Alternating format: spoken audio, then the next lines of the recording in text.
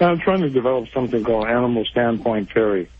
And it comes from a precedent, which is a feminist standpoint theory, which has other precedents in Marx and Hegel. The basic ideas of standpoint theory is the notion of writing history from below. That typically history has been written from the perspective of the winners rather than the losers, from the conquerors rather than the conquered. And what standpoint theory does is to write history from below and to look at history from the perspective of the so-called losers, of the so-called conquered, and the people who have been enslaved by slave masters, and to look at developments from their perspective. Moreover, when we look at history from this perspective, one of the unique light is shed on history because people who have been oppressed have quite unique insights into the past problems and crises of any particular society. So, for instance, we could not possibly understand European modernity without the narrative of slave accounts, without understanding the whole problem of slavery and colonialism, specifically first-hand narrations and just the history of it in general. We could not understand the fact of patriarchy without the feminist perspective and women's voices throughout history. And so, building on these ideas, I've tried to develop this from the ultimate victim of history, the ultimate loser, if you will, the ultimate conquered. And this is the animals, because the animals, I hate to play a quantification game, but the animals have suffered more than any other being on Earth. They suffered more qualitatively and they suffered more quantitatively. After all, we have a situation right now on the planet where 7 billion people kill 60 billion animals every year just for food consumption alone. So we're talking about astronomical figures, and we have that up through history. The numbers are staggering. So if we were to look at history, you can imagine from the animal standpoint, what could we learn? What could we learn about the causes of war? What could we learn about colonialism? What could we learn about Auschwitz and concentration camps? What could we learn about how violence is embedded so deeply into our minds, our psyches, our hearts, and our communities? What can we learn about hierarchy, about how sexism and racism and ableism actually come from the oppression of animals in some important ways? Well, as I'm suggesting, we could learn quite a bit. So if we look at history from the animal standpoint, by that I mean not literally looking at history from what a cat or dog might have said. Obviously, that's impossible. But from how we have treated animals, from how we have co-evolved and interrelated with animals, and in this sense, two ways. Positively, animals have played such an important part in our psyches, in our evolution, in the development of our minds, and development of our spirituality. And unfortunately, there's a negative side, too. We have oppressed animals ever since domestication, which began with the origins of agriculture 10,000 years ago. For 10,000 years, we have developed the technologies and the conceptual framework for dominating animals, and everything we have done to animals, we have also done to each other. So if we look at history from the animal standpoint, we can really understand it in radically new ways. Just to finish here, and I'll let you ask another question. Marx said that communism is the answer to the riddle of history. Well, history is somewhat of a riddle, and it takes many perspectives to unravel its complexity. But and I'm a leftist, but I wouldn't say communism is the answer to the riddle. There's no one answer, first of all. But if we look at the animal standpoint, we can, which is very rarely done, and I'm happy to say there's a lot of exciting new scholarship coming out around this point, this perspective. If we look at history from the animal perspective, we will understand things that remain hidden to us. We will have utterly new insights on pathological problems and the crises in human civilization. Okay. Very interesting. At the conference, actually, I remember you told me that you were planning to go to England, and but my understanding is you've been banned there. But you were planning to go, so I'm wondering whatever happened to that. I don't know if they let you in or you weren't able to. I didn't make the attempt. I was banned from England in 2006. I was almost banned in 2005. They banned 3 American animal rights activist colleagues of mine. And they wrote me a warning letter saying that we are strongly considering banning you. We're going to let you in 2006 in order to speak at a conference. Basically, we'll be watching what you're saying. So I try to be on my best behavior and not be too inflammatory or radical. And actually, what happened was I was misquoted. I said something that was taken out of context, and it made page 3 of the Independent, which is one of the major papers in England. So I knew that it was over. I knew that when I got back home, well, the rest of my days in England would be the last days I'd spend there. When I got back home, sure enough, I got a letter from the Home Office. And the Home Office said, well, you were quoted as saying this, and we have various other quotes to you saying other things that we find to be radical, controversial, inflammatory, and promoting violence, etc. And so we consider you a threat to the public order, and you are hereby banned from the entire UK, which is 4 countries, of course, for the rest of your life, and this is non-negotiable. So that was 2005.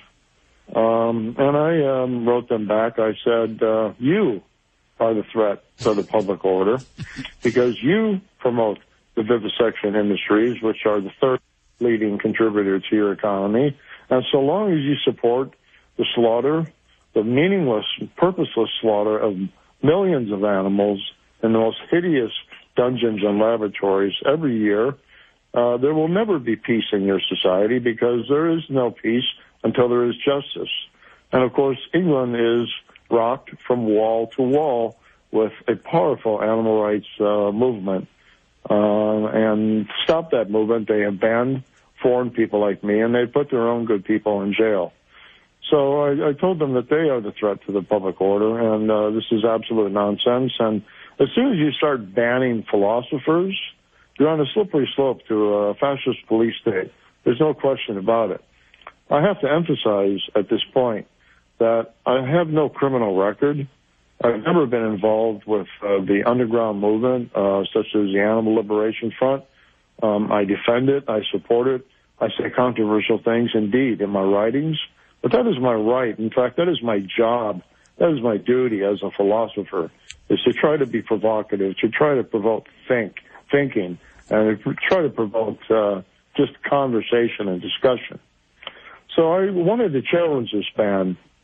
There had been 2 new governments since the Tony Blair government, which instantiated the ban, and I thought that maybe there was a chance that there was some liberalization going on in England. So I didn't try to sneak into the country. I told them, I wrote the Home Office 2 letters, and I sent out 2 press releases to all the UK media, and I said, look, I'm coming into England on June 10th. I'm going to arrive at this airport at this particular time, and I'm going to be giving speeches at these following places and at these following times. So I wanted them to know exactly when and where I was coming in and when and where I was appearing, because I wanted them to make a choice. Are you moving towards democracy? Will you rescind these absurd policies of banning philosophers, or are you going to perpetuate yourself as a fascist police state? Well, my answer was received on June 10th. I was in Gdansk, Poland. I was trying to board a plane from Poland to the UK. As soon as I got to the ticket line at the Polish airport, the Polish agent got on the phone immediately, and I already knew what was happening. She called her supervisor. Her supervisor, and I have to insist, to emphasize, these were Polish airport employees. These were not UK police agents. They were Polish people, and they told me that I was not allowed to fly into the UK because they were enforcing a lifetime ban against me. So I was never able to make it to the UK. So in anticipation of that, I recorded a video, which anyone can find on YouTube or any other or similar sites online. And it's basically my reply to the UK government. And I started off by saying, to an audience, and actually a live audience came. Of course, they were disappointed I wasn't there to speak in person. But I said, if you're seeing this, if you're watching me on tape, then you know, and there is absolutely no doubt that you live in a police state. And so I was able to appear actually still in England via videotape. I then appeared on Skype and had a live talk with the audience after that. So they were, in fact, unable to keep me out, but they were successful at perpetuating the ban. So again, when you ban academics, when you ban philosophers, when you ban people with no criminal records, simply because you don't like their ideas, you have set some very dangerous precedents for your country. The irony is that England used to be the haven of freedom. I recall that Voltaire in the 18th century fled France, seeking safe harbor in England, and praised the amount of civil liberties in England compared to the repression in France. I recall that in the 19th century, Karl Marx was kicked out of country to country in Europe, including his own Germany, and he found safe shelter in England, and he spent the last few decades of his life in London. So this is a country that once harbored radical intellectuals, and obviously since 9/11 and the whole police state fervor and madness that has happened in the U.S. and the U.K., because they've taken full advantage of this so-called war on terror, which really is a war on democracy. And they've used this to suppress all dissent. So I don't know which is a bigger police state. It's kind of comparing apples and oranges. But the U.S. and the U.K. are definitely up there with China and North Korea as the world's some of the world's leading police states, and England recently proved it. The U.S. also bans political thinkers from coming into the United States. You know, foreign thinkers. So you know, it's an amazing. We call ourselves a democracy, and yet you can't come in and give talks to people about ideas that are supposed to be yours and free for you to say what you think. It's really quite amazing because it's actually a double-sided repression. On the one hand, I can't go to speak. I can't go to meet my friends. I can't go to the places and the parks and the pubs and some of the great public squares that I used to love to visit. I can't do that again, and I'll probably never be able to do that in my life, and that makes me sad. Yeah. On the other hand, the people from England can't hear me. They can hear me on videotape or some such thing, but they can't hear me. They can't hear me live. They can't hear me speak person to person before a live audience, and I find that appalling. And you're right. The U.S. has some very similar policies. Anywhere I go in the world, I ask people, "Have you been to the U.S.? Would you like to visit the U.S.?" And many people either say, "No, I have no particular desire to visit the U.S.," or they say, "I would like to visit the U.S., but it's so damn hard to get into the U.S. from the visa process, they don't let many people in." One of the last books I published was on academic repression, the phenomenon of the lack of free speech inside so-called higher education throughout the United States. And I have some stories, there are 37 contributions from different authors, and these include South African writers. And these are intellectuals who, like me, are not criminals, but are political or public intellectuals, may be controversial, but they weren't allowed into the U.S. And people who are political that comes from other countries without criminal records, they're not allowed into the U.S. to speak at conferences. So often people who hold international conferences and want to make sure that people can come, well, they have to go to Canada, and they often won't take the chance of holding the conference in the U.S. because the U.S. is such a repressive police state, too. Yeah. Well, going from an international discussion to more local and national, I read an article you wrote in Negotiation is Over. The article was called Earth to Vegans. It was really interesting. You said in that article, vegans, please Can the victory speeches and facile head in the sand optimism, we're losing the war badly. You further said we need radically new and innovative strategies. Our tactics so far are a miserable failure. We have pushed elitist, apolitical, and quasi-racist agendas. We preach to a minuscule crowd of the converted and ignore the masses of people who are poor, of color, struggling, working families, plagued with health problems, etc. Now, this is in response to a recent report by World Watch Institute that showed that meat production is rising dramatically. They said in 2007, there were 270 million tons produced. In 2008, 280. And by 2050, it's estimated to be 460 million tons. So I'm assuming this is what you were responding to when you wrote this article. And I have to say I agree very strongly with a lot of what you said. But can you kind of expound on that? Yeah, absolutely. I mean, I am a vegan. I've been a vegan for 18 years. I've been a vegetarian for some 30 years. So it's not like I'm a critical outsider opposed to veganism. This is an internal critique.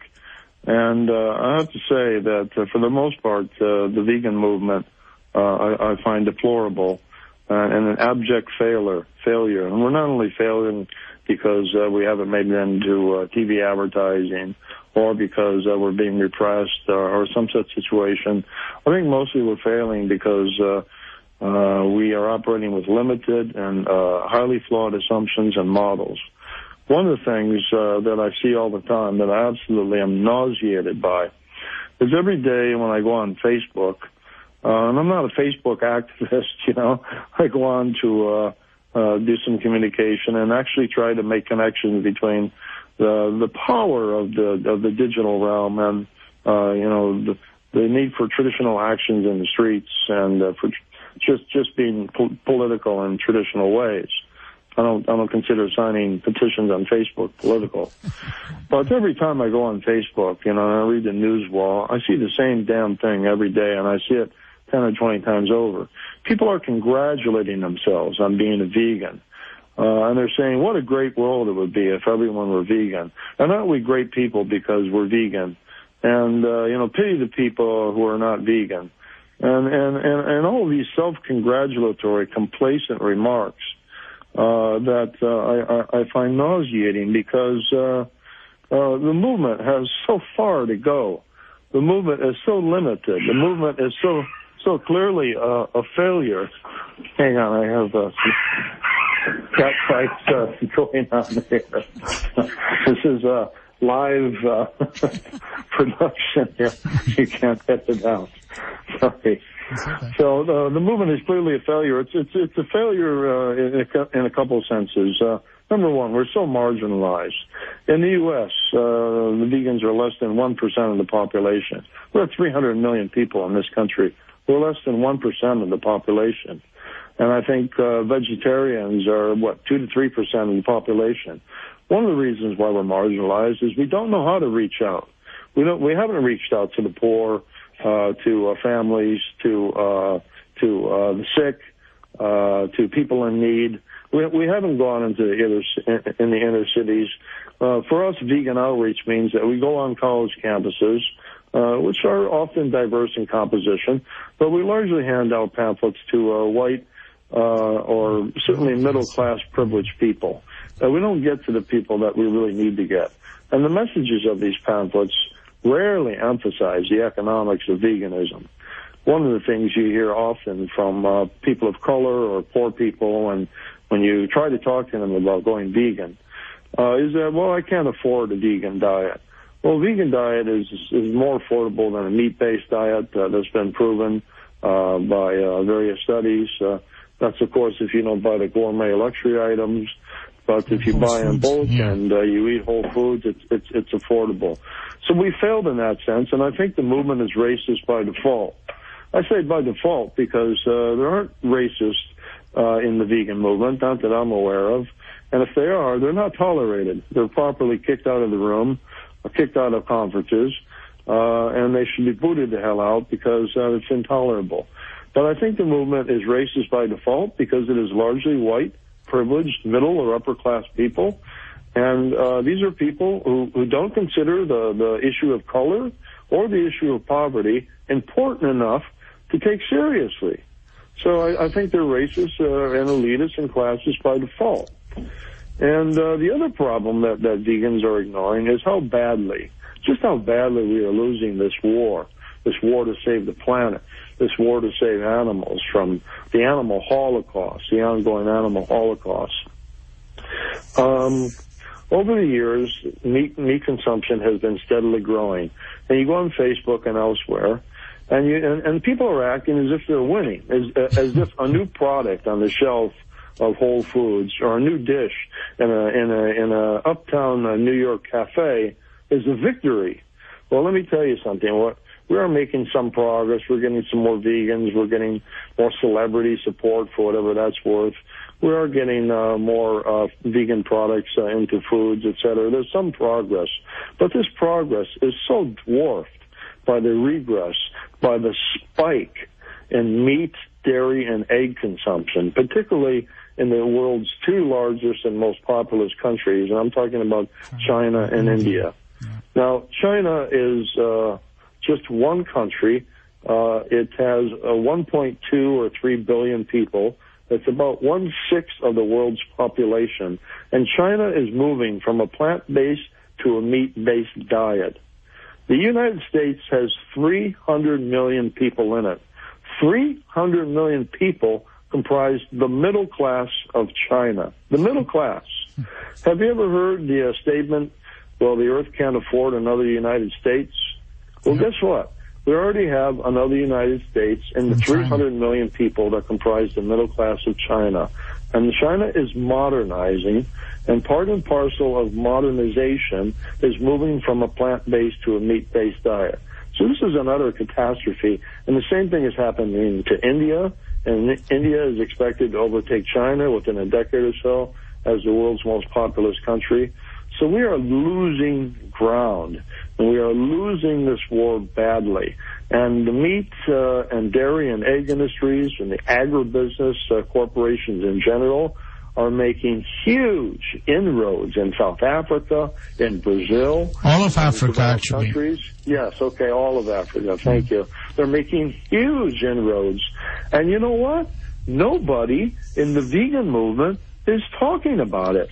And so what I'm finding in the vegan movement, besides these other problems I've mentioned, is mass denial. The head in the sand problem. There's a less polite term for it. This mass denial. I find that most people in the United States or anywhere in the world will not confront the severity of the ecological crisis. In 1989, the world scientists began to warn the people of the Earth that the planet Earth is in a state of emergency. This was in 1989, and they've been warning us ever since. And when there is a world consensus by the world's best scientists, and they are telling us that this crisis is growing and deepening and unfolding at a more rapid pace than even the most conservative ones thought possible, we better listen. So nobody in the vegan movement is talking about China. No one's talking about India. No one's talking about the growth of agribusiness. Everyone is applauding themselves on the back as if they're winning the war. We are losing the war, and we are beginning decimated. Dr. Best, I hate to be the pessimist, but I'm going to be the one to speak the truth here and to shake the complacency out of this movement. Well, for what it's worth, I do agree with you in general, but I have to say there is one little organization that's part of the vegan movement. It's called International Fund for Africa, and we are screaming about this. Every conference I go up to, I'm talking about this and telling people the same thing you're saying. I'm talking about the growth of factory farming in Africa, and all my speeches have been about that and about the fact that the movement is all white. I'm a black guy from Africa, and every conference I go to, I'm one out of, maybe 1 or 2 out of 1,000 people that are there that are not Caucasian. So what you're telling me is something that I am feeling every day, that I know about. And so, we as an organization are trying to get people to understand that this issue of veganism and, our self-congratulatory process is dangerous. Here, Dr. Roba. Thank you so much for saying that. And Dr. Best, I apologize. We are out of time, but this has been such a fascinating conversation. I know we're wanting to have you back in September. Come back on? I'd be glad to. Fantastic. And thank you for pointing that out. I didn't mean to... no. I know. Don't... Vegans are misguided, but it is a phenomenon, and it is a vast majority. No, it's just a handful of people who are pointing out the real problem. I'm really, I can't tell you how happy I am to have you talk about this issue, and you're a very, very prolific speaker, great speaker, and you make good points, and I'm pleased to be able to say the same things that you've been saying for decades. Thank you again, gentlemen, both. Our guest for this evening and my co-host has been Dr. Anthony Roba. You can find out more about his information, International Fund for Africa, at ifundafrica.org. And Dr. Best, can you give us your website? Sure. You can go to drstevebest.com and drstevebestwordpress.com. Excellent. Thank you both, gentlemen. And until we can have you on again.